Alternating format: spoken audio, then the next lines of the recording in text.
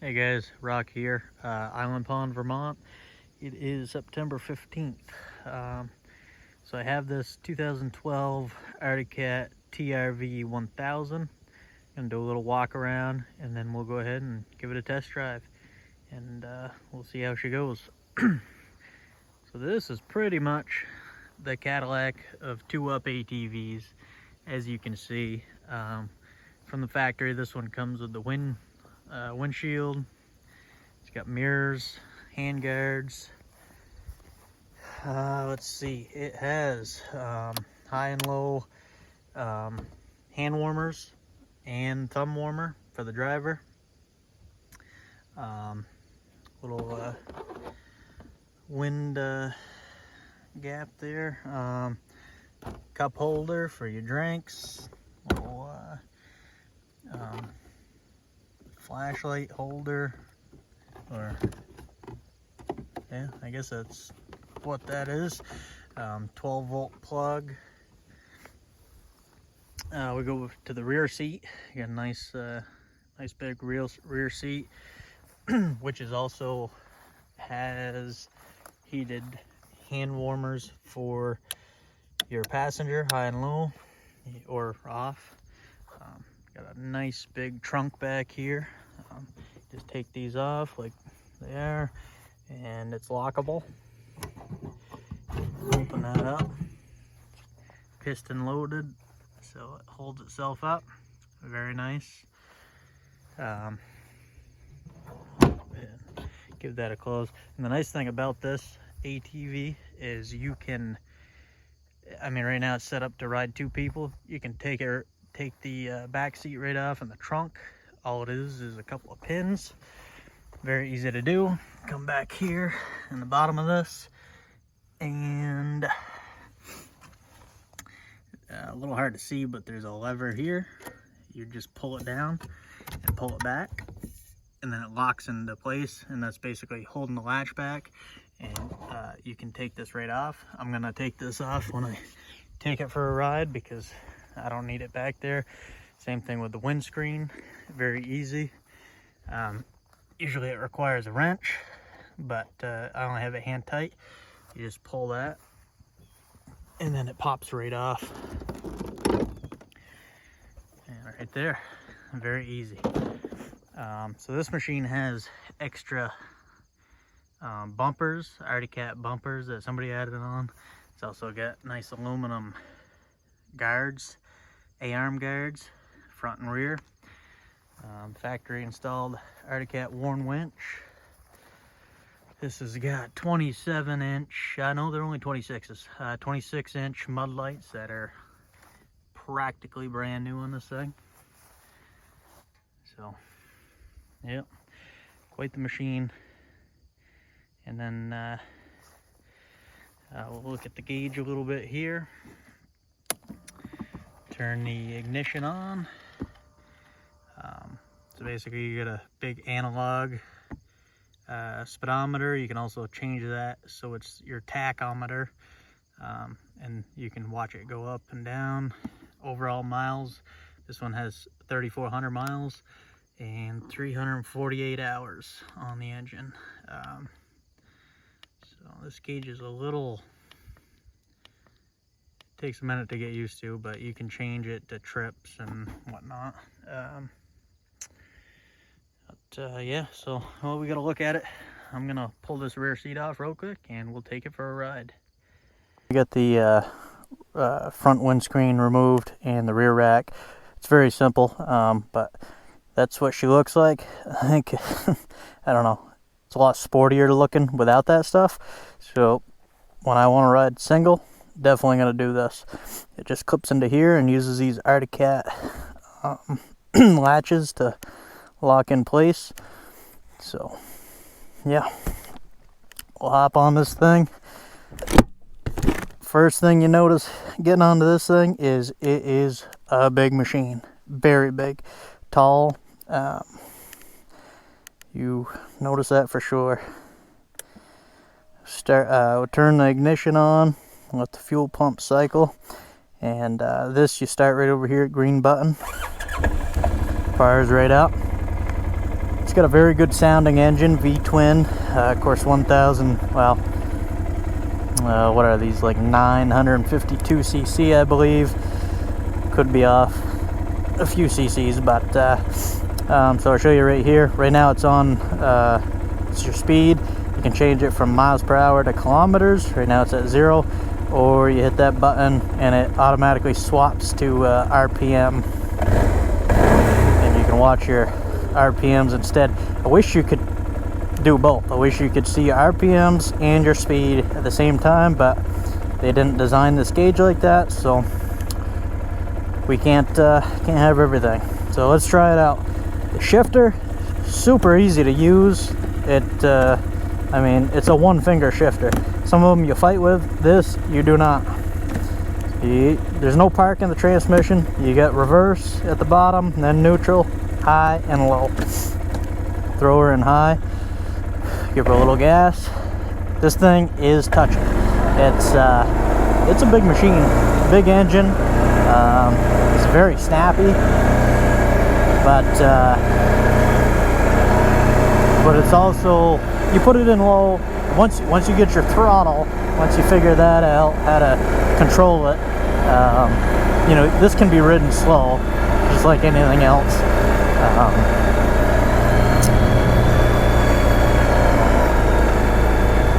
Yeah, we'll take it through a few different things and try her out. We got a little bit of rocks up here, which will test the ground clearance of this thing. And Arctic Cat, it's starting to rain a little bit, but it's okay. I'm gonna do this. Arctic Cat is always known for their ground clearance. They always have a lot. I think this machine comes close to 13 inches in the center anyways, from the factory. Plus it's got these big lugs for the mud lights, so that raised it even more. I'm not sure if I'm not sure what size stock tires this comes with. These are only 26s, but because of the mud lights XL, they have a very deep lug. I wouldn't think it would be much smaller than a 26. Turn the lights on. One thing I noticed, nice looking bumper. However, it does take away from your lighting ability because of the crossbars in front of the headlights, but you can still see, so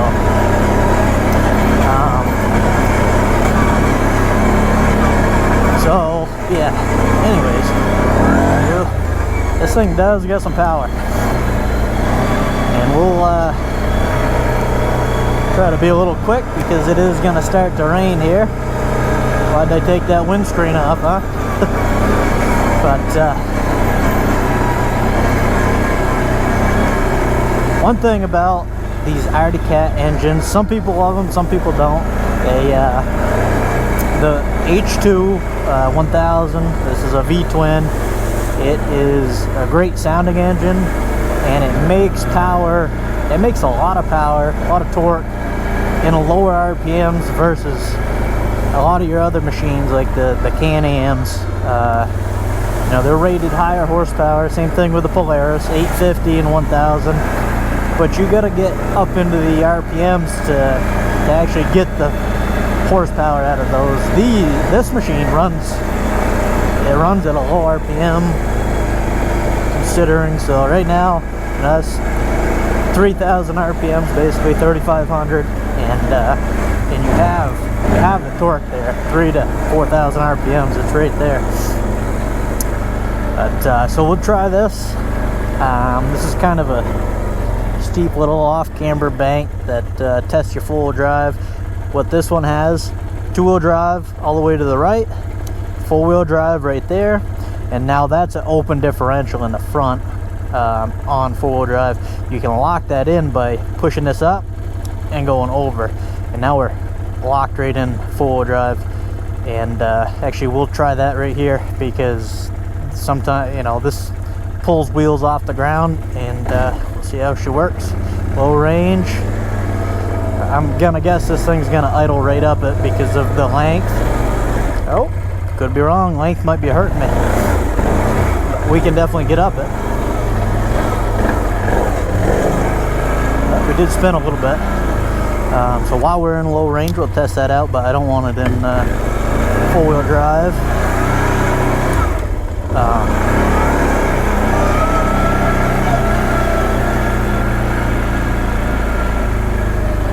So it's good to have a usable low range. Sometimes they're way too low geared. Sometimes they're too high geared. But that's why I wanted to just try this out, see what kind of speed we can get out of it. I'm not gonna do a top speed. I'll do that at the end, high range, but nope. Better watch out, little rabbit.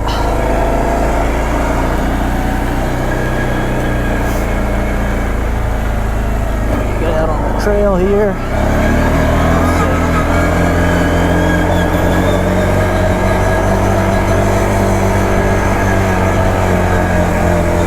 So it's actually pretty good.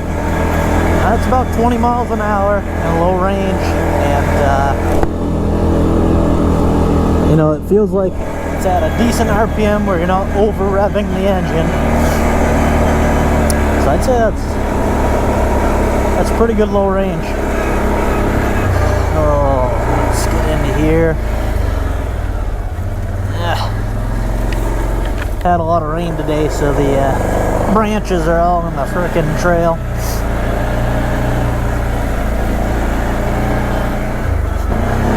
Try not to get the camera all messed up.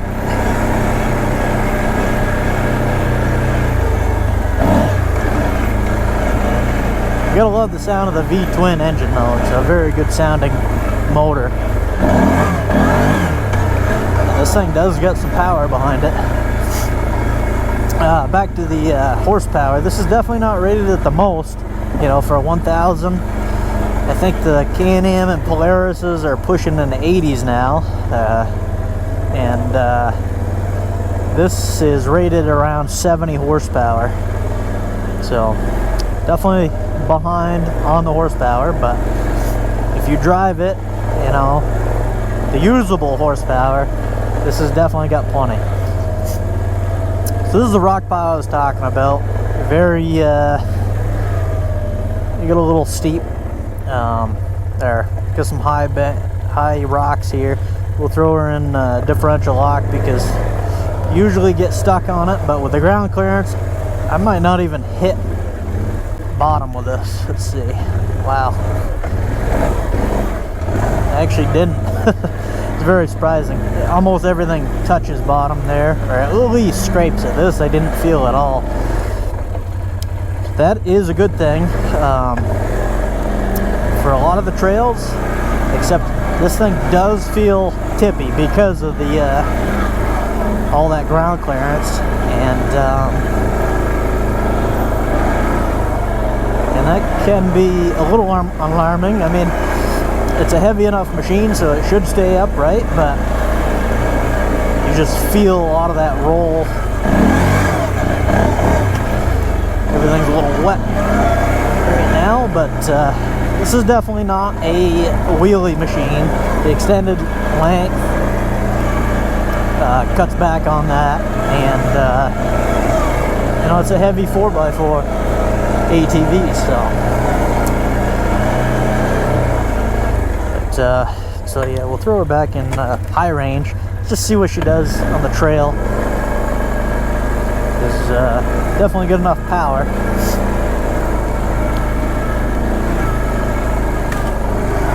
Yeah, you can just idle along in high range, and it does great. This unit does have, I don't know if I mentioned it, but it does have EPS, electronic power steering, and it works really nice. Some of the units, some different manufacturers have, they're all different. They're all basically the same, but they all have different feel to them. They all run off different computers and stuff. The Polaris has a super light feeling steering. It's very nice going slow, but when you get up into the high speeds, it sometimes feels twitchy because there's just no feedback there at all. Can-Am has a nice system because they offer you 3 different modes of power steering: high, medium, and low. So you can kind of choose whatever you want. This Cat doesn't have that. It's just you got 1 mode and that's it, and it seems to work really well. It's not overly aggressive, but when you lock this thing in full-wheel drive differential lock, it doesn't feel any different than in normal four-wheel drive, or even two-wheel drive for that matter. It works very well. It's you know, speed assisted, or supposed to be.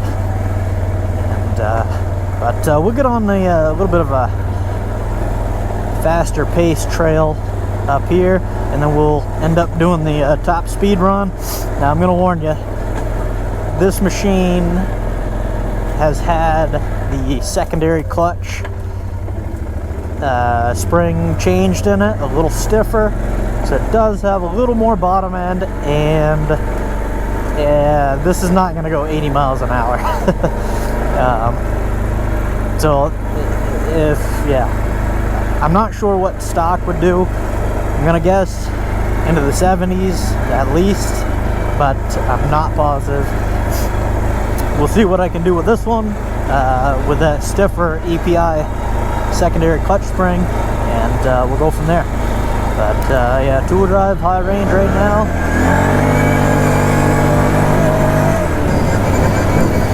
Picks up speed very nice. I don't know if you can see that on the camera, but when slowing down with this thing, after going pretty quick, the front end just dives. It dives quite a bit, and that's another thing I've noticed with this, that on high-speed cornering, you know, you're not going to break the rear end loose very easily. It just tends to kind of roll that front end down. But for a trail machine, great. If you want to race around and stuff, probably look for a little bit different machine. This has got the power, just not really the handling. We can go pretty quick.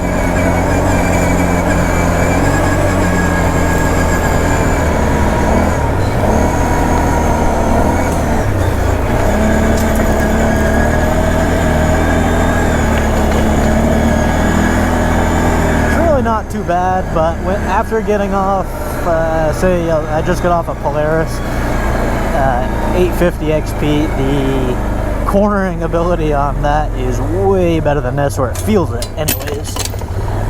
So, alright, we're out to the road. Let's see what we can get for a top speed. Like I said, I'm sorry this is not stock, so I can't tell you on a stock machine, but we'll see what this does. You can see the acceleration. Go from there. Two-wheel drive, high range. A little bit of wheel spin at the beginning, and then she just grips and rips. Right there, 60 miles an hour. And she's off the limiter at about 65 on the speedo. But so you could definitely get some more speed out of stock, I would think, but this is about 50 miles an hour, and you punch it, and it's got plenty to go, and it gets right up to that 65 miles an hour very easily on the speedo. I'm not sure what the GPS is, might be a little more because of the bigger tires. Find out when I look at the footage, but I mean, really, how much faster do you want to go on one of these four-wheel drives? But yeah, well, that was a test. Hope you guys enjoyed it. I think this is a great looking machine. Definitely might look like an old man machine with the 2-up touring and the windshield, but I think like that, great looking machine. But yeah, well, anyways, hope you guys enjoyed it, and thanks for watching. Check out some of the other videos I got on different four-wheelers, and have a good day.